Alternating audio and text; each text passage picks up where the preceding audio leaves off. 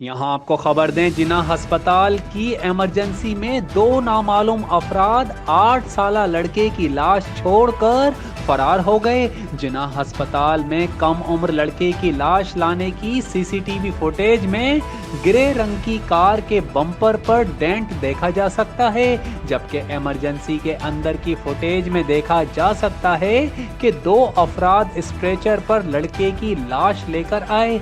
एक ने सफेद शलवार कमीज और दूसरे ने सब्ज शर्ट और जीन्स पहनी हुई थी, जबकि फुटेज में सब्ज शर्ट पहने शख्स को किसी से बात करते भी देखा जा सकता है। फुटेज में मजीद देखा जा सकता है कि लड़के की लाश अस्पताल में छोड़कर सफेद शलवार कमीज में मलबूस शख्स फौरी अस्पताल से गाड़ी लेकर फरार हो गया। इस हवाले से जिन्ना अस्पताल के तर्जुमान ने बताया कि दो नामालूम अफराद जिन्ना अस्पताल की इमरजेंसी में 8 साल के लड़के की लाश छोड़कर फरार हो गए। बच्चे को मुर्दा हालत में अस्पताल लाया गया था और बच्चे का कार एक्सीडेंट हुआ था।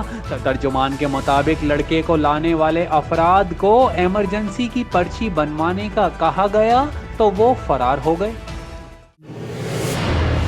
जियो सच के संग।